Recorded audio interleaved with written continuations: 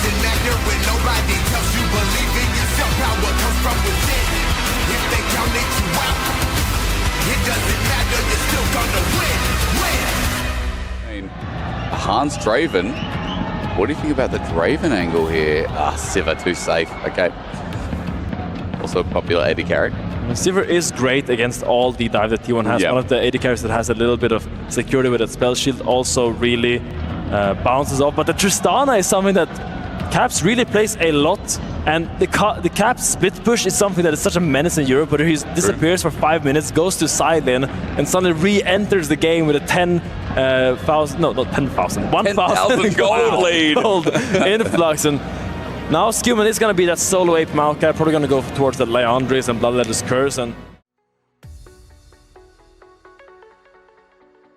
yeah, if the invade happened, chat, don't worry, wouldn't have covered it. There's Skewman, the late invade. Oh, Faker's on him, flash away from the abscond abduct, and Caps, who has gone for the Ignite, actually, so Doran does not have the flash in this matchup. the logic with the Ignite on Gwen is that normally when you go play Gwen, Jax can just jump on you and kind of trade you, but with the Ignite, suddenly if you just hold your ground, you have enough damage to kind of win that extended all-in, so makes it a little bit harder for Jax to just force trades onto you as you kind of get to keep that jump, but Faker is, you know. Wait for the Abscond Abduct, it matters everything here as Ona comes in, and Vault Breaker trying to predict, instead Caps doesn't get out. Abscond Abduct missed. As the bottom lane still going pretty well here for T1.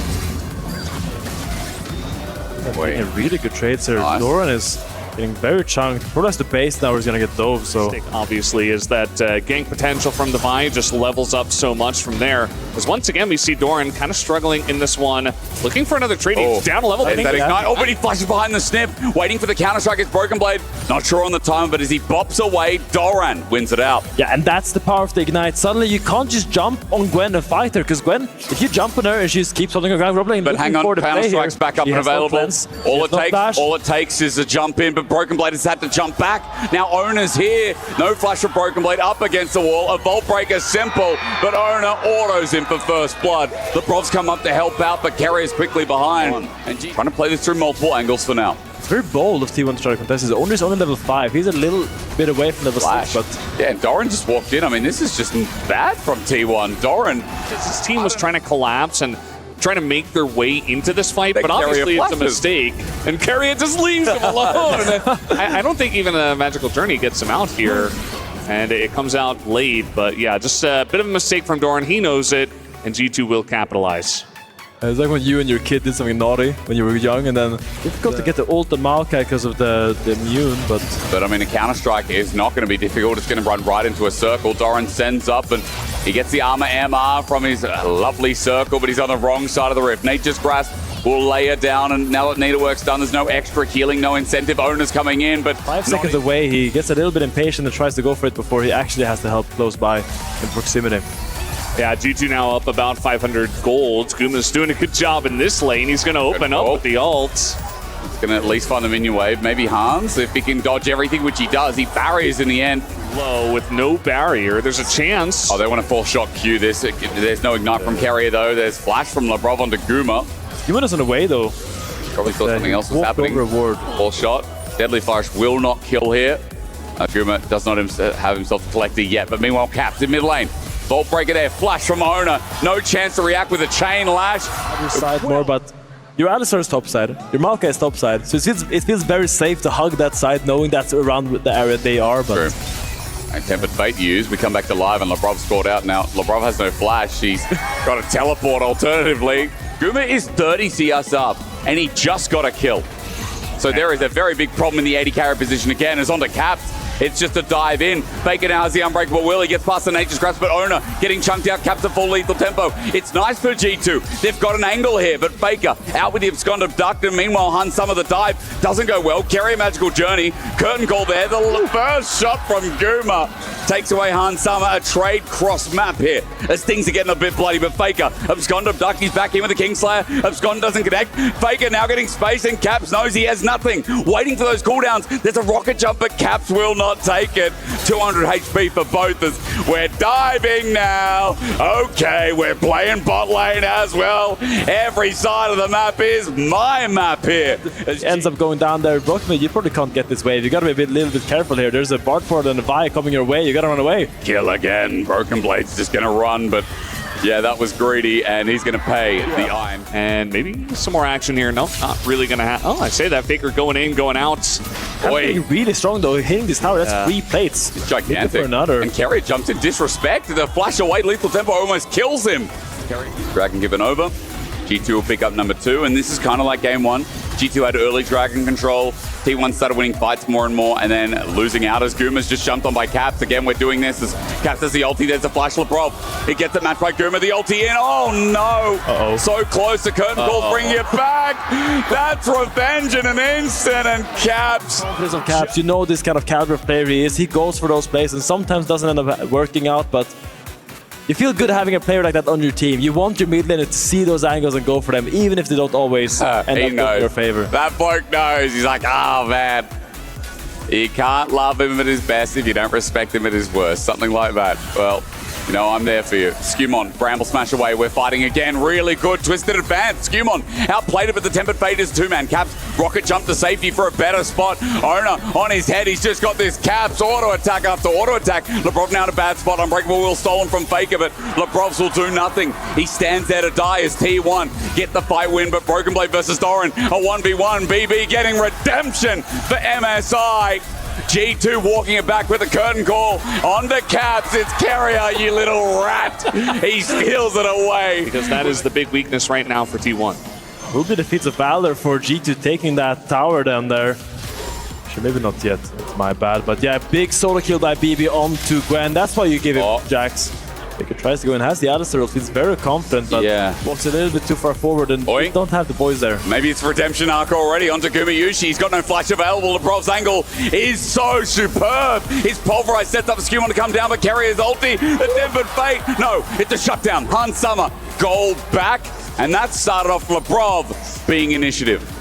Massive pick there onto Gumayushi. Really clever by Lebrov to know that he has no flash, go from behind and headbutt him in first, and then save your pulverize for when he's trying to escape. Buying time for Doran to come in there. You know what? I'm in trouble. If there's one member you can keep exposing, it's Doran. Onto Lebrov, though, he's been ignited down. The needle work is denied, and Doran is 0-5 right now. That's G2's hope as Caps is trying to auto-attack this one out, and again, Carrier's walking in. Rich man. Try to run away now. The Gwen will TP on him. He will probably die for that. Caps fighting on top side as well. Duck, but Faker's taking his ulti. Lebrov helping out, and Faker's just going to disengage him to the wrong side of the rift, but G2 have 3 members and Faker has no hijack. Nature's Grass going to line as Broken Blade losing on the other side of the map. He got in it for this. It is going to be a trade, but remember, the croc comes out. At least G2 got a turret for it. Faker's buying a bit of time here as Guma's going to push mid. And I think right now if Faker gets out, it's criminal behavior. Flash match Caps, autoing, redemption, heals him up. Faker waiting with the Fate. Faker's out. They've also opened up mid lane. And heartbreaking for G2 because Jax was dying there on the bot side. We get to see this play from the man himself. Yeah, I mean, Faker does a great job here. You see that Caps has to respect, but really, props also to Carrier, who just seems to be everywhere on the map, right? You see the pings coming in, he gets the redemption down, even the Tempered Fate was coming in. He's been in every single team fight, has been Carrier, and that's why his Bard is world-class. G2's free out-tech-based champions. Maybe we get a fight there, but yeah, G2's free out. Tempered Fate, we are going to get a fight indeed. Skewmon has been kept in place, but look at Owner with the flanking angle. G2 getting snip, collapse. Fake has the unbreakable will. Owner holds out, Caps gets a buffer, but the rest of G2 are left alone in a pit with the Demon King and his 4 spawnlings. Again, the collapse on T1, imminent as Broken Blade finally joins in, stops the curtain call, but as he runs in, he finds them all. 5 members of T1. He disengages, but absconded duck, blind in the end. Chain lash, Counter-Strike, it's melee versus melee, but G2 have lost the battle and the war of attrition as Skewmon will run to his death on the wrong side of Summoner's Rift with Atakan being taken. It's clear that T1 want to show they're the 3rd best here. What am I insinuating? Where did that come from? Where did come from? Where are you going, Finn? We got another. You think it's over? Left. No, but God forbid a man has coping mechanisms for stress. It's got to be. I mean, fair enough. EU caster watching G2 right now. They're downfall, but maybe their pick off. Nature's grasp again, but Guma gets out of it. Joe jumping in his broken blade rather as he gets out. Guma got out. How did Guma get out? Now he can play Ranger with the curtain call. Dorat, who's been 0 and 5, adds a bit of flavor into the mix. Owner against the wall. Faker does the same. Broken blade does get a shutdown, but again, he's got to find a little bit more. Deadly flourish with the layering of Oli. Doran runs in. G2 getting low, but so are T1. It's scrappy, but Cap ran in against Faker, and he gets shown his maker.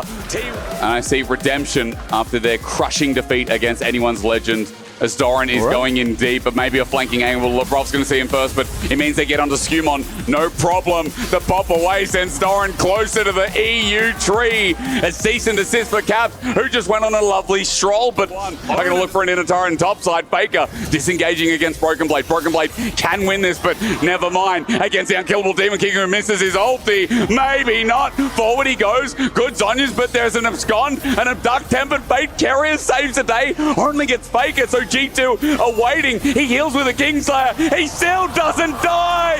You cannot step to Faker and expect to live to talk about tomorrow. He survives. Killable Demon King as Despair starts creeping in for G2. As we get the pro view here, really well played here. Flash W to guarantee the damage, keeping the E until after this. Looks for the E here on the Broken, but now the Tempered Fate is the crucial point, and he still has that Zonyas. He can still play aggressive, and here he lands a beautiful chain onto Ansama, threading the needle, and just goes in, and Carnage follows wherever he goes. I feel like Operation Keep President Faker Alive was a success, but then again, the President kind of did a lot of that himself, and the Gwen that's scaling is doing a lot now too. And that was kind of the end result of T1 realizing, wait, if we just match Faker with Broken Blade, all our words disappear as... And they jump into him. He flashes away. Faker takes away on the hunt. Really nice. Gets out of the Nature's Grasp from Skumon. Now the Guma's here as well. The range will start ensuing. Doran ready to follow in with the level 16 Needlework as Lebrov gets AoE shocked. Carrier, a Cosmic Binding, a Tempered Fate at the ready. It doesn't matter, they don't need it. They're going to cease and desist and stop G2 from getting closer to third place. As 3 members left alive, the flash now comes in. Tempered Fate finally used, and on the spot, the Chain Lash abscond abduct from Faker is gorgeous. T1, they didn't come in a strong way, but they're going to make sure they go out as well as they could. MSI beat down, they came second, they came close, but here, while they won't be able to revisit Gen G, they'll be able to remind the West who their father is. T1, your third place at EWC, are still styling.